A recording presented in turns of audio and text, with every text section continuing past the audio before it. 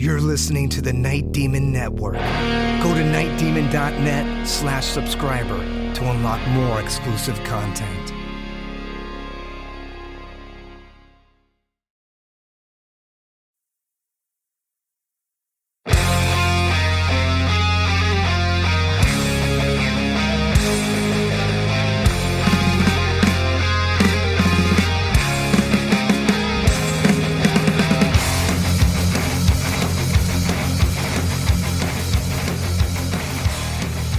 Hello and welcome to the Night Demon Heavy Metal Podcast. I'm your host, Nesbit. So last week we dug into Are You Out There, which is a track that was inspired by and was a tribute to Thin Lizzy. So the B-side of that single is a killer cover of an underrated Thin Lizzy track. This is The Sun Goes Down. Sun goes!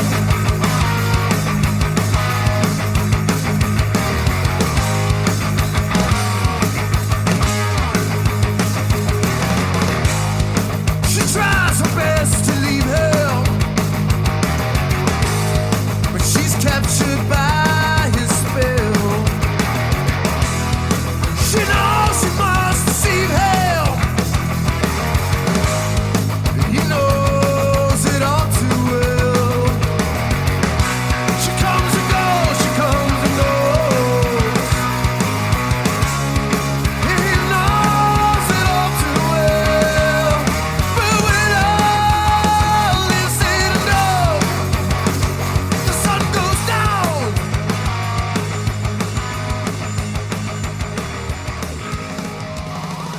So Night Demon covering Thin Lizzy. Should have been no surprise for Night Demon fans to hear them cover Lizzy live or on this B-side when it was released. Night Demon are a band who loves Thin Lizzy. Here's Dusty Squires. You know, Thin Lizzy's definitely been a band that we've always listened to as a band, and a band that we look up to as far as songwriting, arrangement, intensity, finesse, power, attack. The band has it all. The guitar harmonies, you know, they were a step ahead of the game, and I think they're a very underrated band. But I think over time, they've definitely gotten a lot more popular and a lot more accolades, which they deserve. And, you know, it goes without saying that, you know, Thin Lizzy inspired New Liberty. Thin Lizzy inspired Night Demon. Thin Lizzy inspired me personally, Armand and Jarvis. You know I can speak for them when I say that. Yeah, so again, my history with Lizzy, it's like, you know, I didn't get into them until I was about, you know, probably in my late 20s.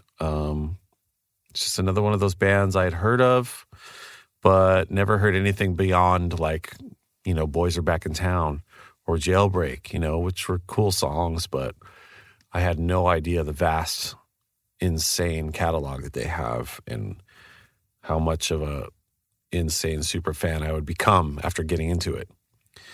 You can thank the guys in a band called Glass and Ashes, who I actually went to Europe with. I'd worked with these guys, recorded a couple of their albums over the years. They're a local Ventura, like post-punk, like hardcore kind of band, you know. Really, really cool band. You should definitely check them out. Glass and Ashes.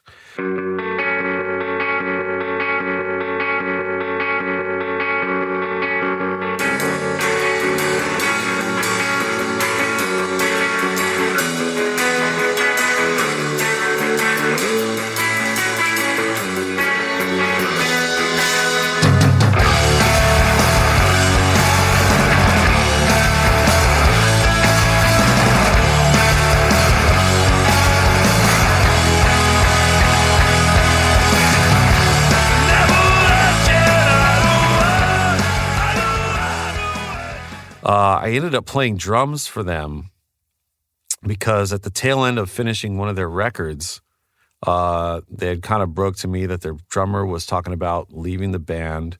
You know, it was just one of those things. It wasn't like a bad blood thing. He was just done touring or whatever. And so, you know, I had always toyed with the idea of like playing drums. I played drums in a few bands, you know, but never that seriously. But with this band, I loved it so much that, you know, drunkenly one night at the bar, I told their singer, Mike, that hey, if it ever came down to that and they wanted to keep doing shit, I'd be down to jump in. Just give me a shot, And so it kind of came to that point, and they put it out there to me, and they're like, look, we have, I think they had like 10 days, 2 weeks booked on the West Coast kind of thing, and asked me if I wanted to do those shows, and if it went well, there was a possible European tour. So for me, it was like, okay, well, I've never been to Europe on tour, so this is a great opportunity for me to jump in and get to do something that I've always wanted to do. Albeit I was playing drums, still, it was an amazing experience. I did the 2-week tour with them, and it went really well. And so it was like, all right, well, we're going to do the Europe thing. So in about a month, we're going to be out. And it was 4 weeks or so.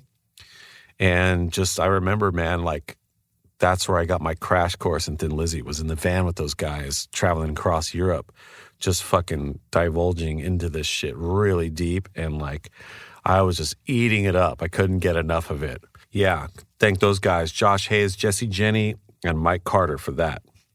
Yeah, I guess our history with covering Thin Lizzy probably just stems from, I don't know, all of our collective love for that band. The Sun Goes Down. Yes, this is a song that we were playing pre-pandemic.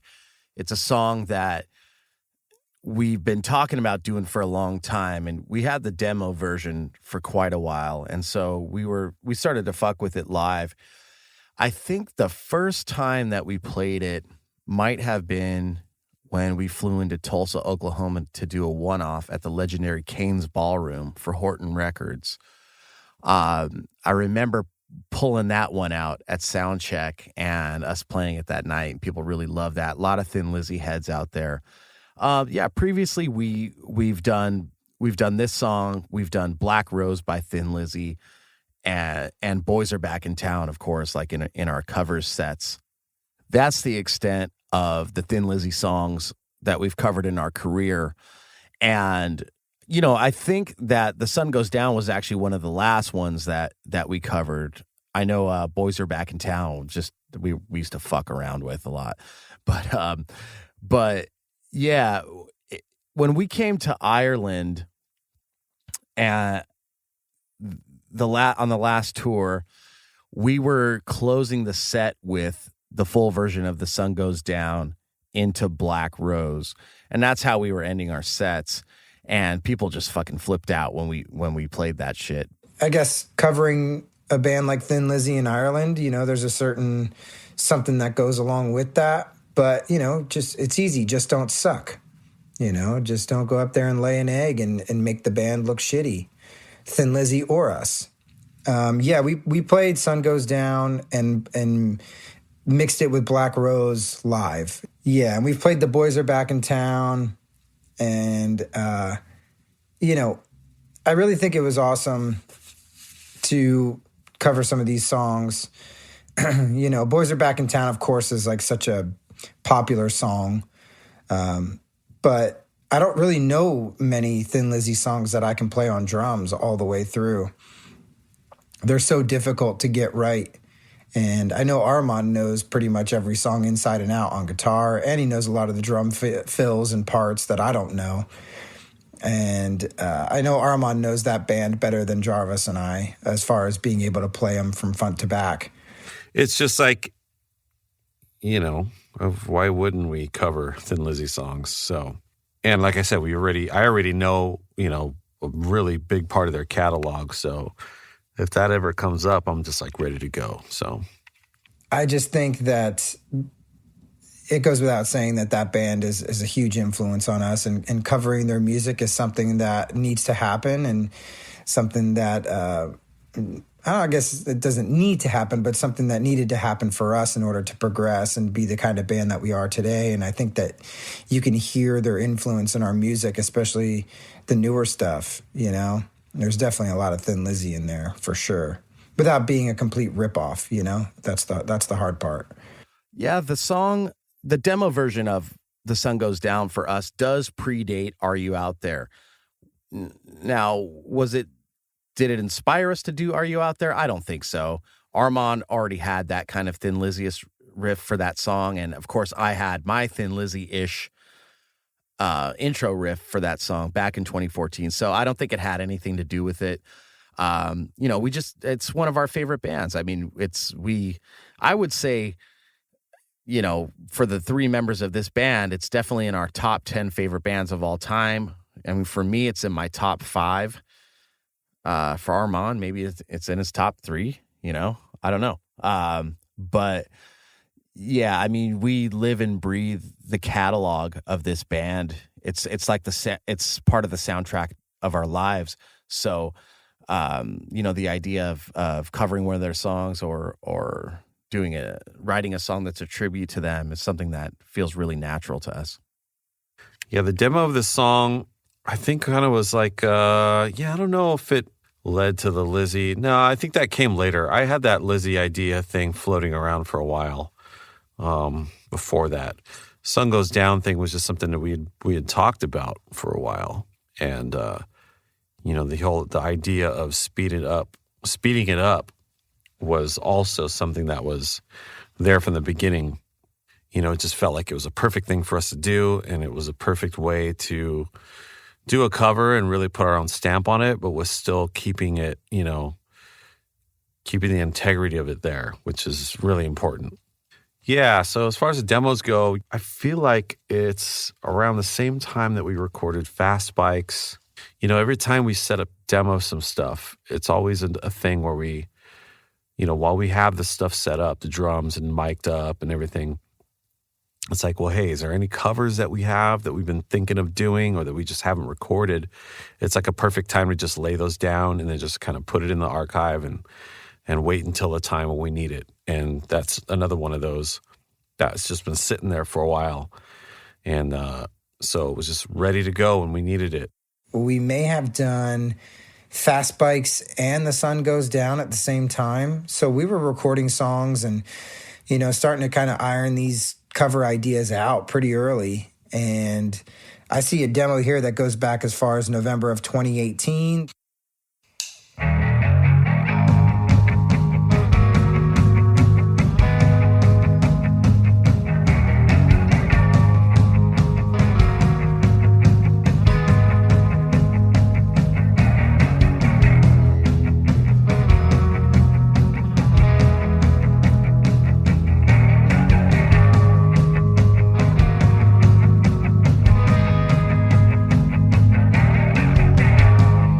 There is a demon among us whose soul belongs in hell, sent here to redeem us, but she knows it all too well. It comes enough. So it was anywhere around early 2019 that we did that song. I think we went over the vocals some more after we decided to use it for the single releases.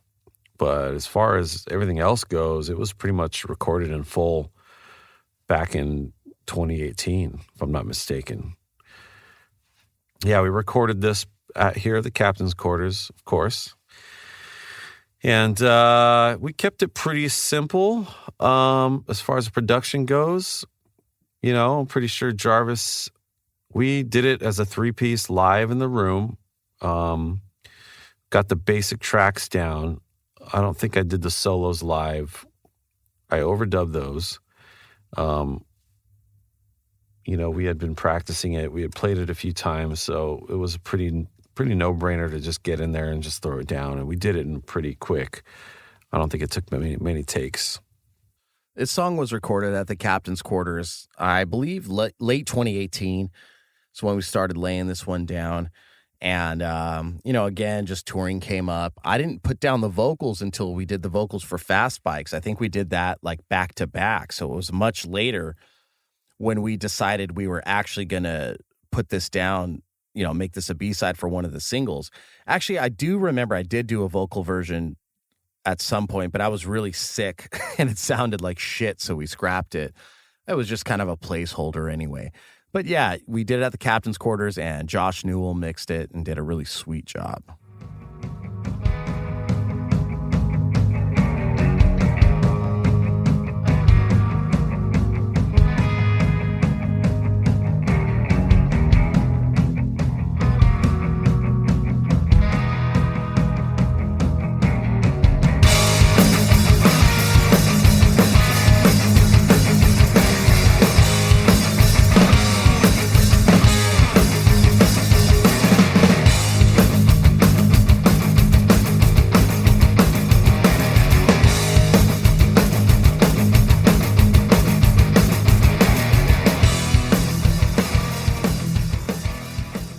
The idea to speed up the song is very simple.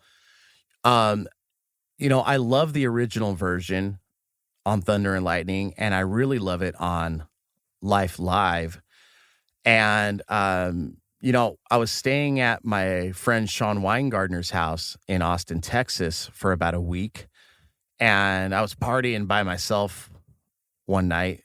My best friend Kate calls it a one-man party. That's what she used to say to me. I used to do that a lot. He had a 12-inch single of this song, and there was actually an extended version of it. And I was like thinking to myself, man, this song is already too long, especially for a band like us. So people that are familiar with our catalog and the songs that we've covered, a lot of times you'll notice that we shorten songs when we cover them, or we'll take out parts that we just don't like, or we'll add a new part. So when we did this song, we were kind of like, look, man, like we're going to really drone people out if we just play this song like a slow ballad that just doesn't go anywhere. Plus, we didn't have Darren Wharton on the keyboards like Thin Lizzy had in this era to do all that cool, trippy, droney shit behind it. So, I mean, we're just three guys, right? So, when we write or record songs, we always think about playing them live. And we don't want to bore people live. So we wanted to take that same emotional tone on the intro. And I think, we put our own spin on it because we did change the key of the song. And we really just wanted it to kick in. So it's a reimagining of the song. If you're going to cover a song exactly like it is, then you might as well just not do it. Just listen to the original, right? Because it's never going to be the same or as good. The idea to speed the song up kind of was an idea that was kicked around early on, even when Brent was still in the band. I remember being in the van touring and Jarvis saying, I have an idea for The Sun Goes Down and, let's speed it up. And I remember thinking at the time, how are we going to pull that off? But once we finally got a chance to sit down and iron the song out, when Armand was in the band, it really came together nicely. And what a blast that song is to play. I know we all enjoy playing it. Yeah, so again, speeding it up, it just felt right for us. And that song, there isn't any guitar harmonies. So, it was, one of those ones. It's like wasted years. We just found that song that is a little more straight, middle of the road, and was just like open for us to do our thing and make it our own thing, So that's how we did it. It just worked out really good. We had no reservations about covering this song. Although we're a three-piece band and Thin Lizzy is known for the twin guitar harmonies, that's their signature. This song doesn't have any of that. So it's much like when we covered Maiden's Wasted Years. I mean, they're known for the same thing, but you don't have that in that song. So here we go. Here's a song that works for us, and here's a song that we can make our own. So it's exactly for that reason. Yeah, and I mean, covering Lizzy with one guitar, one bass, there's only a few songs that you can pull that off with, and this is one of them. So yeah, it just was perfect. I wasn't quite sure how we were going to be able to pull it off or how I was going to be able to play the song and keep that kind of Night Demon vibe, but also what would Brian Downey do if they played the song fast?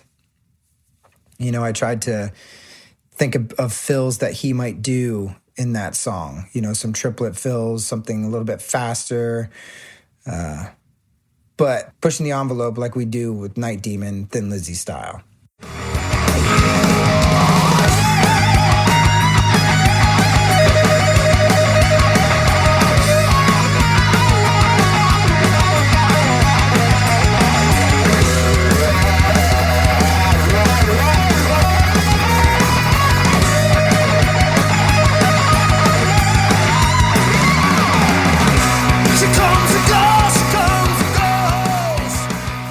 When we first started doing the song, you know, the original version of The Sun Goes Down, Brian is playing cross stick on the snare, meaning that the drumstick is hitting the rim of the snare while the tip of the, you know, while the butt of the stick is resting on the head.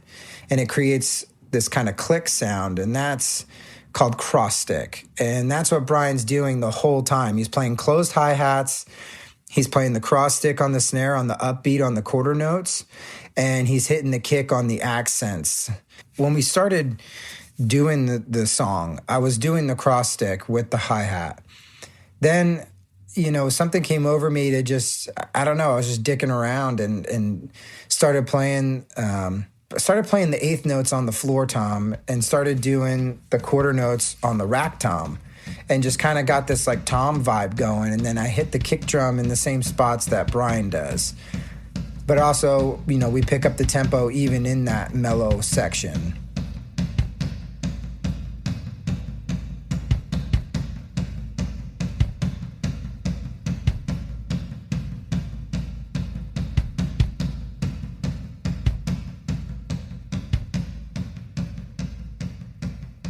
I just thought, you know, and the guys kind of lit up when I started playing it on the toms, and they were like, that's really cool. You know, and that kind of makes it our own thing, and I'm still playing the same pattern. I'm just playing it, you know, on the toms instead of on the hi-hat and the cross stick. You know, after that, then it was like, you know, coming up with ideas and working through fills and trying to think what Brian would do, and also put my own stamp on it. So, you know, I tried to really just do the song a solid and keep it as natural and flowing as possible. But, you know, and I always think about it this way, like, what if the original drummer were to hear this song? Hopefully they would think that I did them a solid, you know? I thought the vocal performance was pretty good. You know, I had a surgery on my nose last August. The left side of my nose was kind of closed up a lot.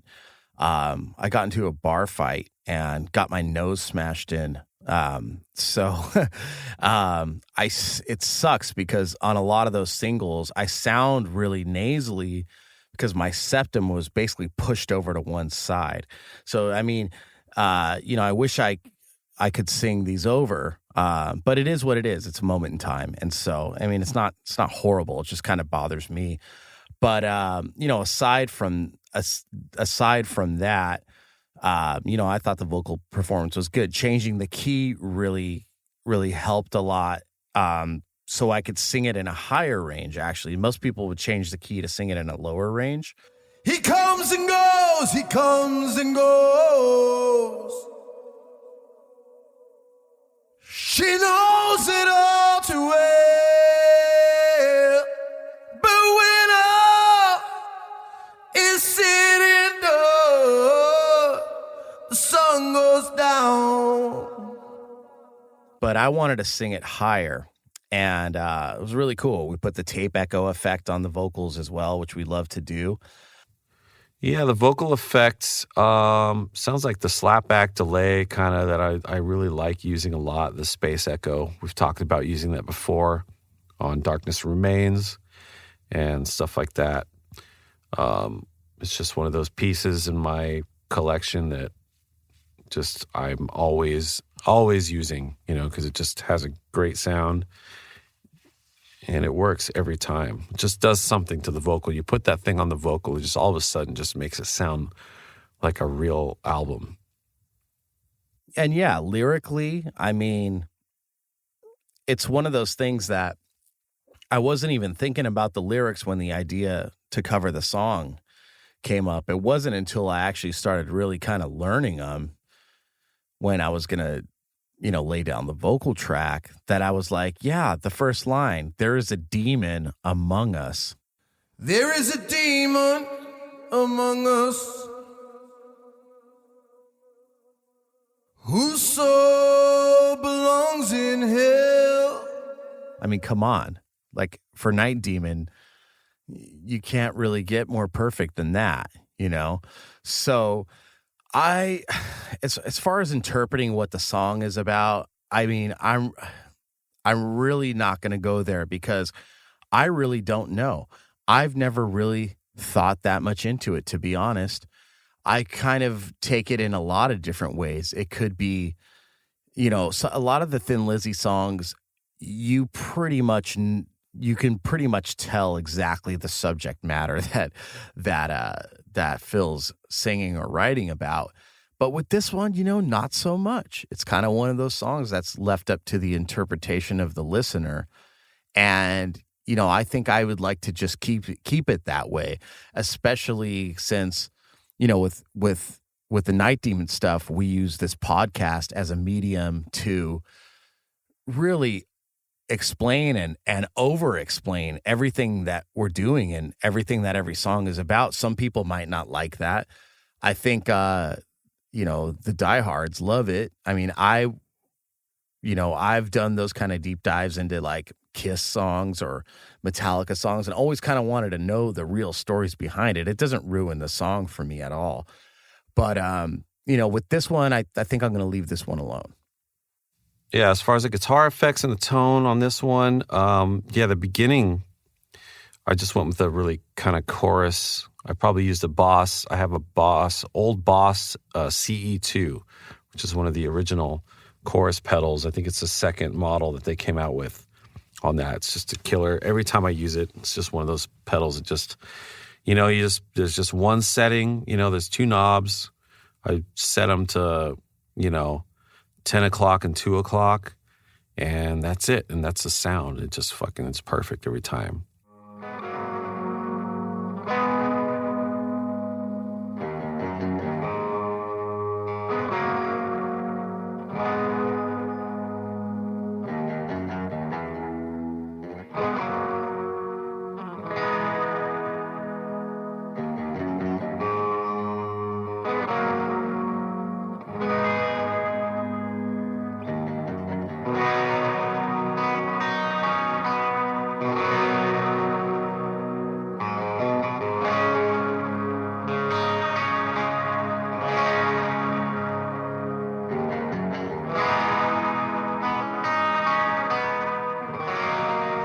That and some long delays just to give it that real spacey atmosphere. I thought that fit the song really well. Yeah, I mean, I'm more of a fan of the Gorham Robertson era, so it's kind of interesting that we decided to do the song with Sykes. I feel like Sykes is a little too flashy of a player for me, or just too speedy. I don't know. I like more feel kind of playing, bluesy, just kind of those guitar parts just make you just really like lean back and go, oh yeah, instead of just like blasting a million notes a minute, So that's more my style. So I kind of try to take the Gorham Robertson feel era and inject it into this song. And I think we did a good job of that. And the solo to this, I don't know. I'm pretty sure I kind of just came up with that. It was pretty much a live take. I think I just cranked it up in the studio and went for it. And that's just what came out, and it stuck.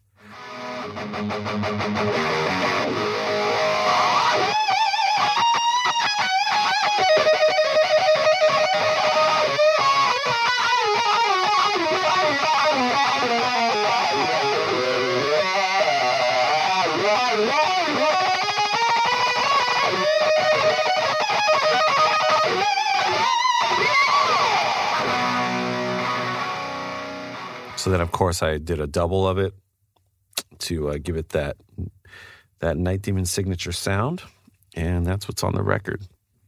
I think Phil Lynott's style as a bass player and a front man, it's hard for me to fully relate to that, being, I have the same position in Night Demon. I'm the lead vocalist, I'm the bassist, I write most of the lyrics, and you have those similarities.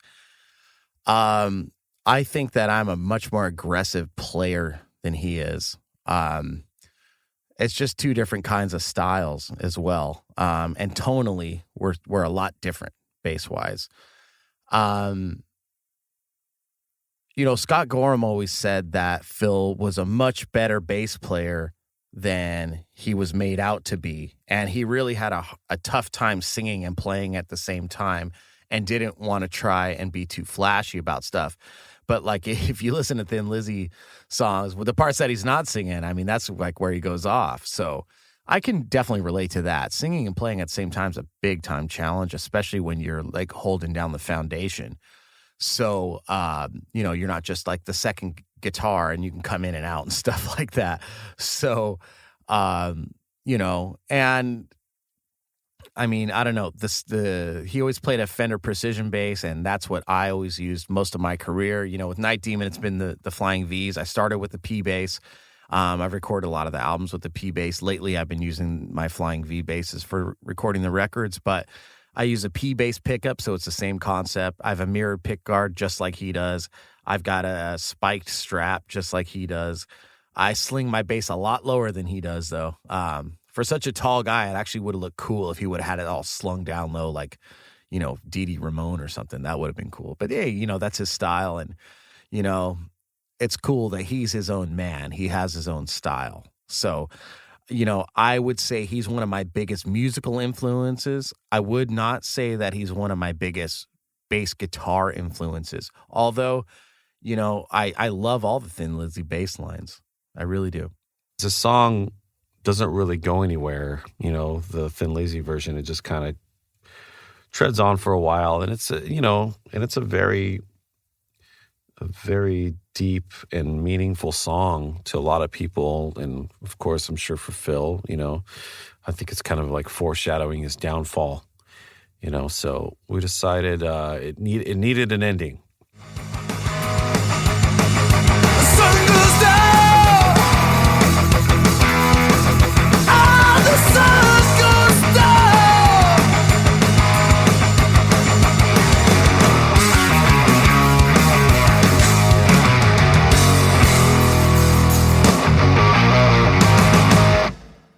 So in the original version of The Sun Goes Down, it kind of just fades out. It's just it's a total droney ballad through and through. So when we took it to the next level and sped it up the way we did and into the high octane kind of rock song, we had to find a way to end the song. So I came up with the idea of just throwing those three little bits in there. So the first little section that we do, the walk down, that's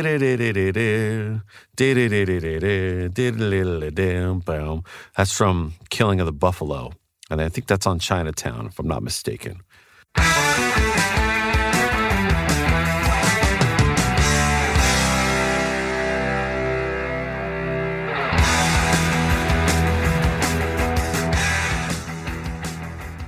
We just thought, well, let's put our own ending on it, which we've done on cover songs, written a kind of riff that we thought would end well.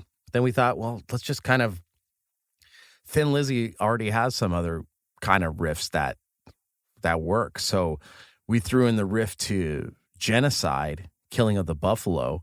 It was amazing. And then the last part of it, Heart Attack.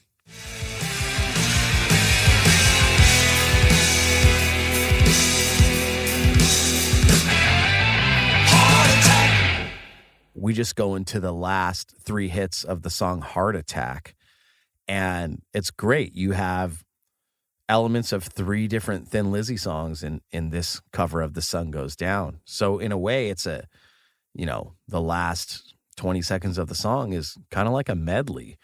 And, we like stuff like that as a band. So I thought that was really cool. And the few people that have noticed that and pointed that out are like over the moon over that. So that makes me feel really good because those are the kind of things I do for fans, Like we do that. It's like, who's going to catch this? We love it. And like, not everybody gets it, but when they do, it just makes it that much cooler. Very few people are willing to take any risks like that. I mean, not that it's a big risk. It's not life or death, but I mean, it's, musically it's a risk, and we want to have fun with it. So if we're enjoying it, then it's worth putting on tape and just putting out into the world. It was cool to like throw those ideas in at the end of the song. And, it shows that, even though we took this song and made it our own, we're not forgetting about the history of the band and how much that band means to us. So I think throwing those little snippets in at the end there really just shows people that we could do other things, but also that we're paying attention to what, trying to keep that flavor in there. So it was good for us to do that. And I think it's a great idea, and it's a great way to end the song. Hey guys, Nesbitt here. If you'd like to support Night Demon and this podcast, the best way to do it is to become a Night Demon subscriber. Not only will you be doing your part to support a true heavy metal band out there really living it, you'll also gain access to a ton of extras. Bonus audio content, a subscriber-only merch store with rare items from the band's archives. You can stream never-before-heard demos and unearth live concerts from the live vaults. Communicate with the other Night Demon diehards on an exclusive subscriber forum, and gain early access to all press releases, album pre-orders, new merchandise, and a ton more. And another thing that I think is pretty cool is Night Demon will be donating 10% of every subscription fee to the Metal Cares Foundation, which is a charitable fund the band started in 2014 to aid those in our metal community. So head over to nightdemon.net/subscriber and join us as we make heavy metal history together as one. And on a side note, I'll personally think you're a grade A badass.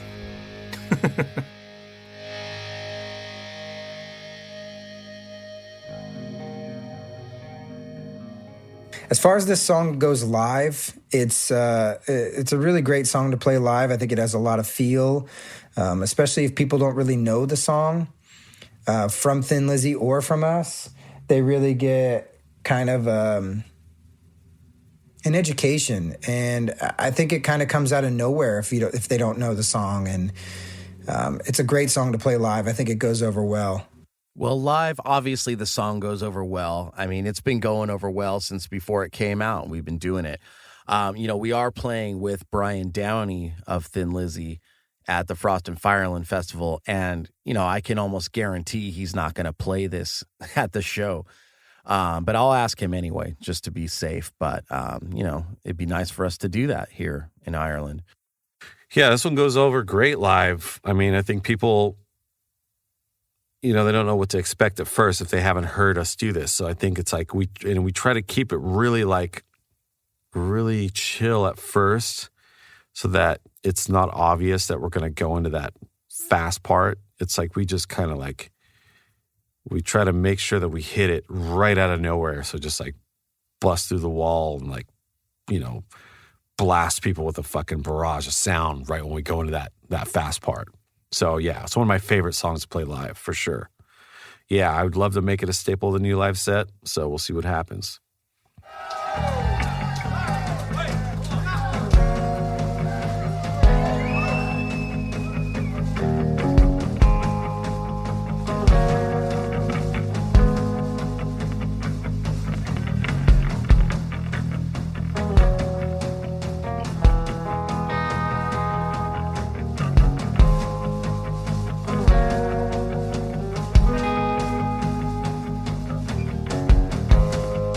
There is a demon among us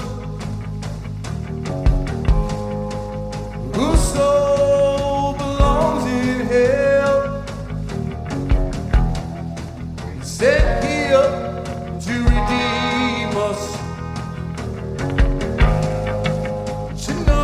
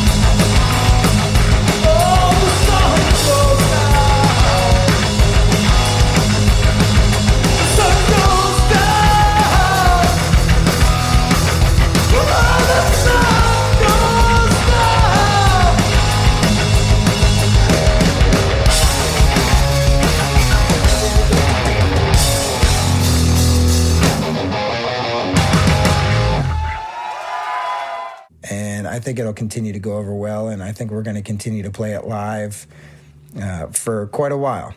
As far as it becoming a staple in the live set, I think that for headlining shows, we would play no more than 2 covers in a gig, and we have quite a bit in our catalog. So possibly even 1 cover, but so I think night to night that revolves. It depends what the mood is, depends where we are, but this song is it's an official Night Demon release, and it's always going to be around for that reason. Overall, I have a great feeling about the song and the way it came out. I like that we changed the key. I like that we did our own thing with it. I like how we ended it. And I like the way it made people feel, good or bad. It got a reaction out of people, and that's what you want. You want to create art so that it does something in the world. And I think that we accomplished that with this. And it was great to, again, pay tribute to our heroes here and to be able to do something with something great that they created and something that inspired us to do something different with it. I think it came through pretty well, the translation of the ideas, how we all locked in with each other, Armand's solo, it's like Jarvis is singing, the bass tones, everything. It's very punchy, very much an attack on you. It's an assault. I feel that we really did the song justice. We went out there, we had an idea, and I think we really executed it proper. I think if Phil were to hear it, he would be excited and stoked.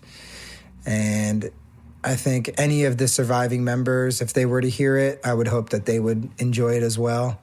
So I just think that we put the time and effort into it, and it speaks for itself. Well, that's it for this episode. Another awesome track from the Year of the Demon compilation, which is available now everywhere.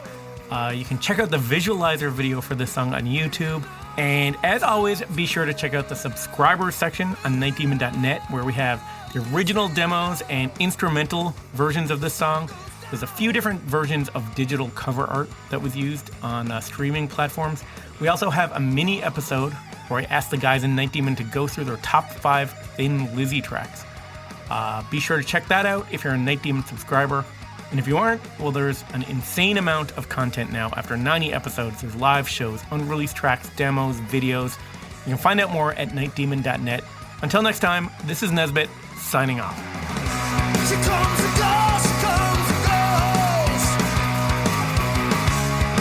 He does it all too well. But when all is said and done, the sun goes down. Oh, the sun goes down. The sun goes down. Ah, the sun goes down.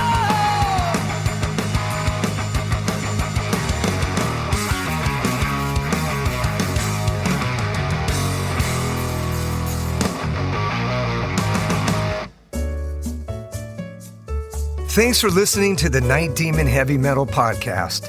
Head over to nightdemon.net, click on the subscriber tab, and sign up to access exclusive weekly bonus content. If you would like to donate to support the Night Demon Heavy Metal Podcast, you can do so through PayPal at paypal.me/nightdemonmetal. Additionally, if you have not already done so, please subscribe, like, rate, and review the show on iTunes or wherever you listen to podcasts.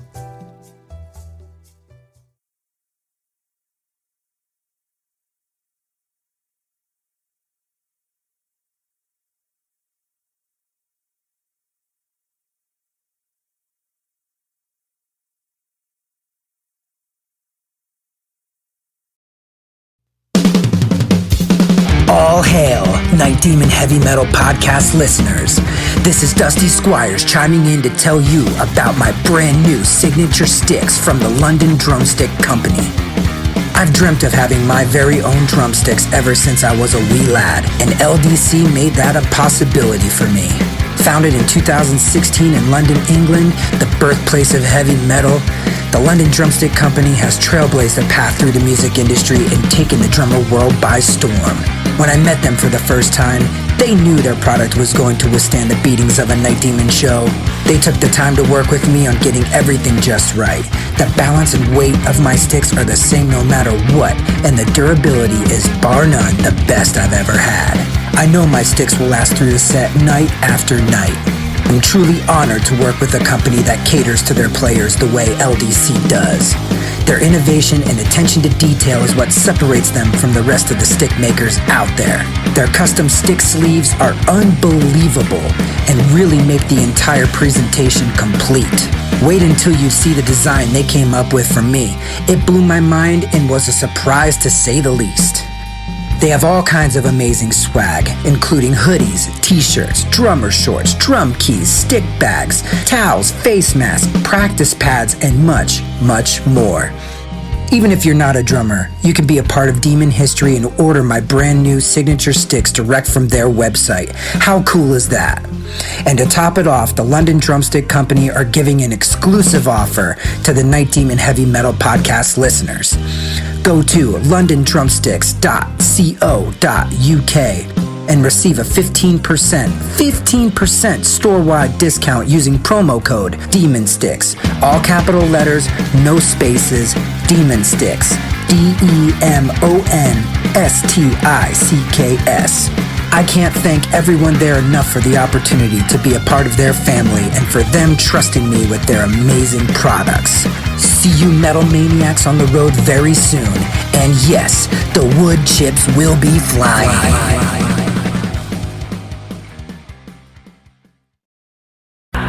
Greetings, boils and ghouls. This is your comrade, the Crypt Keeper here, reporting dead from the sanctuary of the strange. Tonight's macabre myth is a fright-filled feature, one overflowing with monsters, madness, and magic.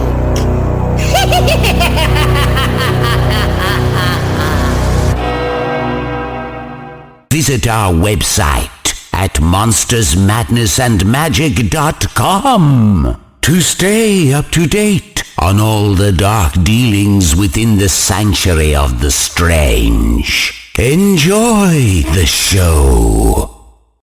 Hey Metalheads, I'm Mark and I host the Metal Forge. Let me tell you about the show. The Metal Forge features the best underground metal from all over the world. We spend every week with a different artist with interviews, in-depth conversations, and most of all, the music. We also feature audience interactivity where you can submit your questions to the upcoming guests. New episodes are out every Friday at noon Eastern Time at metalforgeradio.com or wherever you listen to your podcasts.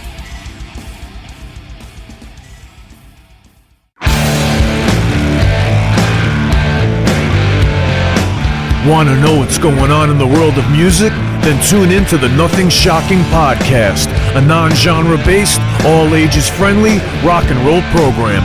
Join us weekly for interviews with all your favorite rock stars from the mainstream to the underground. You can find us at nothingshocking.libsyn.com or anywhere you download podcasts.